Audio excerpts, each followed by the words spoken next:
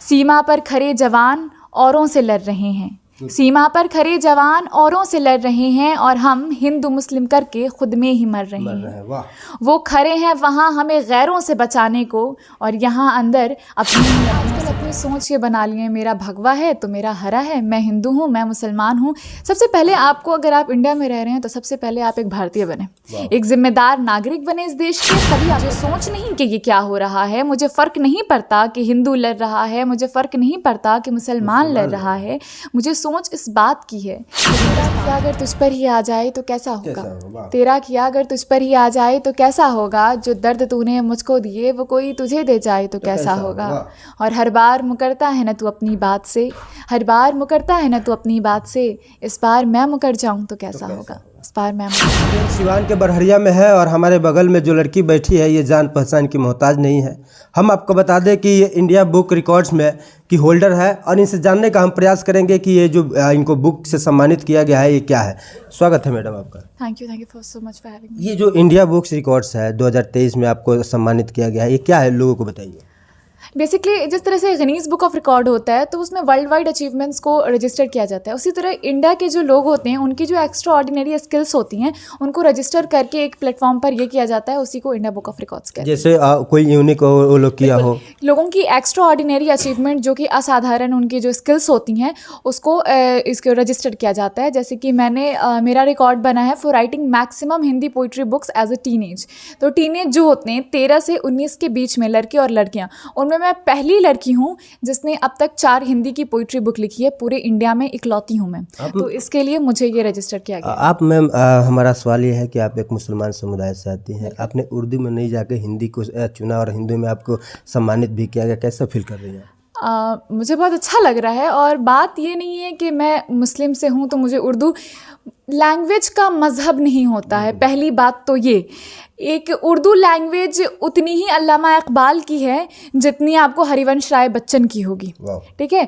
तो आप उसको ये नहीं कर सकते हैं कि जस्ट बिकॉज मैं मुस्लिम हूँ तो मुझे उर्दू में लिखना है। लैंग्वेज का कोई मजहब नहीं होता। संस्कृत मैं भी बोल सकती हूँ, अरबी मैं भी बोल सकती हूँ। आप संस्कृत बोल? बिल्कुल, मैं संस्कृत के मुझे बहुत सारे श्लोक्स हैं जो कि मुझे याद है, जैसे कि गायत्री मंत्र आप कहें, फिर आप मुझे कुरान की कोई वर्स कहें, मैं वो भी सुना दूंगी। एक गायत्री मंत्र सुना दीजिए।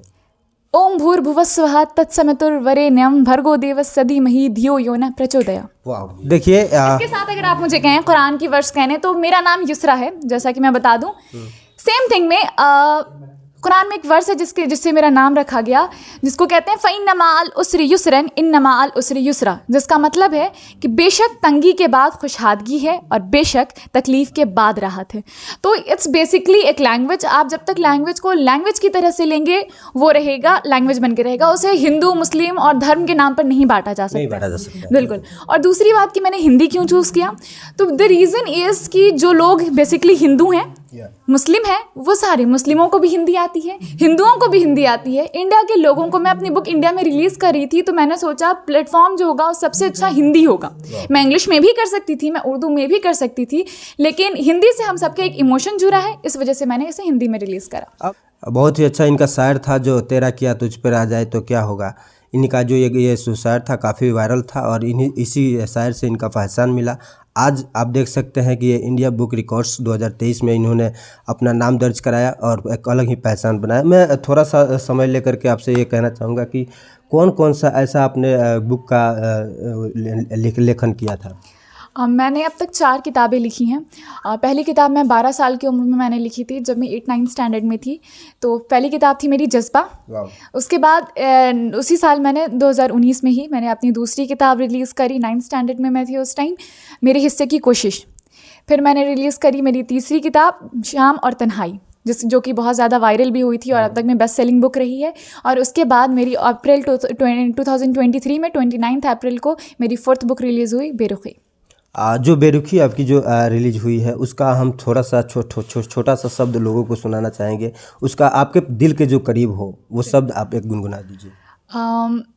एक कविता है जो मुझे बहुत पसंद है बेरुखी से, तस्वीरों के ऊपर है, क्योंकि लोग तस्वीरों में जितना खुश दिखते हैं असल ज़िंदगी में शायद उतने होते नहीं हैं। तो ये उस पर मैंने लिखा था, तस्वीरें अक्सर मुझे रुला देती हैं, मेरे साथ हुए कुछ धोखों की याद दिला देती हैं, कर देती हैं मजबूर ये सोचने पर कि गर खुश हूँ मैं इनमें तो हकीकत में क्यों नहीं।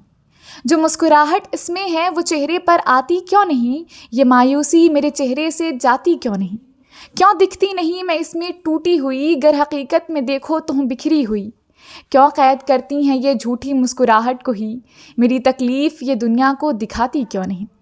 ये तस्वीरें अक्सर मुझे रुला देती हैं, ज़िंदगी की हकीकत पल में दिखा देती हैं, और जिनकी खुशी के लिए मैंने ख़ुद को तबाह किया वो कभी थे ही नहीं मेरे, ये बता देती हैं।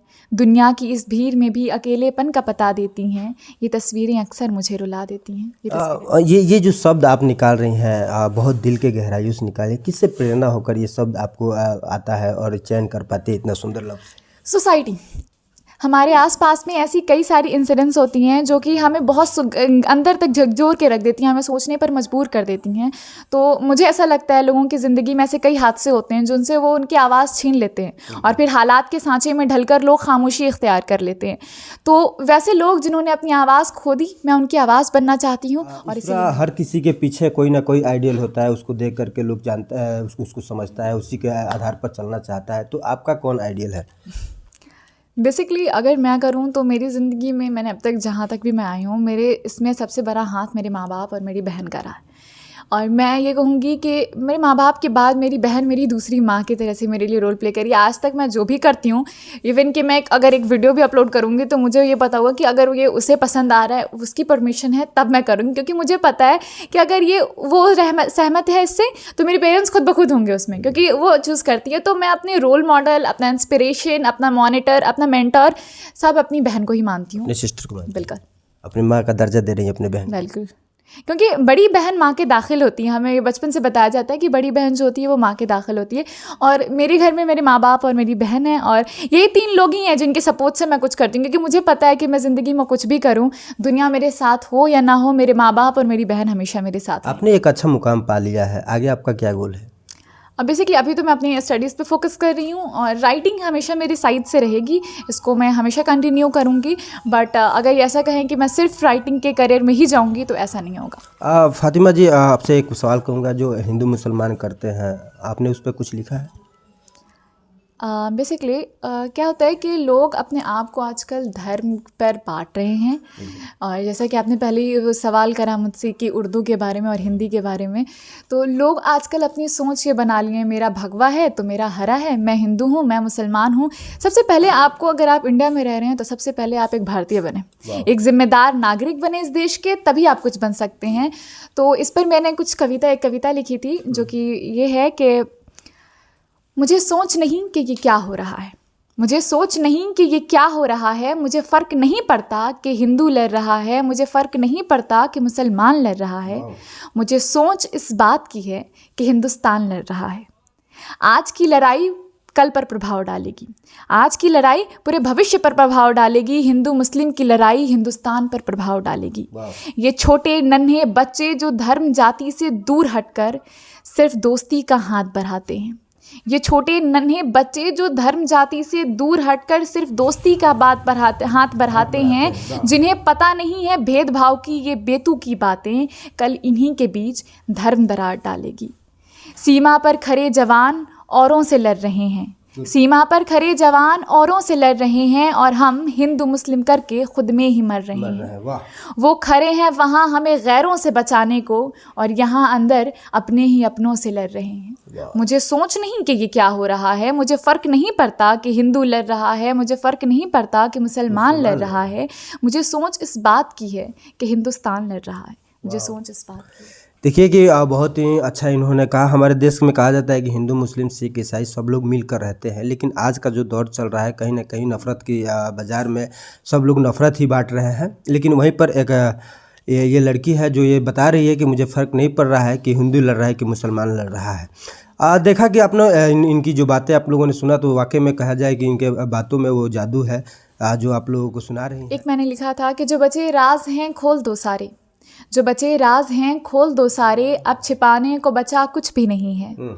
ये आईने जो लग रखे हैं इन दीवारों पर सुनो, तोड़ दो इन आईनों को, अब देखना कुछ भी नहीं है। चंद सांसें हैं सो रहने दो पास हमारे, चंद सांसें हैं सो रहने दो पास हमारे, क्या लुटाएं देख लो अब बचा कुछ भी नहीं है। ख्वाहिशें मिट चुकी ख्वाब अब रहे नहीं कोई, ओह, ख्वाहिशें मिट चुकी, ख्वाब अब रहे नहीं कोई, सिर्फ नींद है इन आँखों में, अब तो सो जाने दो इन्हें। तुम जहाँ ज़ाद हो तो पुरकशिश कैसे न हो, तुम जहाँ ज़ाद हो तो पुरकशिश कैसे न हो, हम भी एक फ़नकार हैं सो कुछ कशिश हम में भी हो। जो बचे राज हैं खोल दो सारे, अब छिपाने को बचा कुछ भी नहीं है, अब छिपाने को तेरा किया अगर तुझ पर ही आ जाए तो कैसा होगा, होगा? तेरा किया अगर तुझ पर ही आ जाए तो कैसा होगा, जो दर्द तूने मुझको दिए वो कोई तुझे दे जाए तो कैसा होगा। और हर बार मुकरता है ना तू अपनी बात से, हर बार मुकरता है ना तू अपनी बात से, इस बार मैं मुकर जाऊँ तो कैसा होगा, इस बार मैं मुकर जाऊँ। बुक ऑफ रिकॉर्ड का ये बना हुआ है और एक ब्रोच है और साथ में मुझे यही अचीवर पैक था जिसमें आया था। अच्छा, ये दे करके सम्मानित किया गया आपको। जी, इसमें बुक है, बिल्कुल, थोड़ा दिखा। भारी है। ये बुक है इंडिया बुक ऑफ रिकॉर्ड 2023 जिसमें मैं फीचर्ड हुई हूँ। इसमें ये शब्द लिखा हुआ है 18 ईयर्स, ये 18 years of excellence, like India book of records का 18 years of excellence वाला, उसके नीचे ही जो लास्ट 18 years से इंडिया बुक ऑफ रिकॉर्ड्स से इंडिया में सर्व कर रहा है लोगों को, तो ये उसका है। बिल्कुल, तो देख सकते हैं कि इनको जो और ये सर्टिफिकेट है, सर्टिफिकेट, थोड़ा सर्टिफिकेट दिखा दीजिए।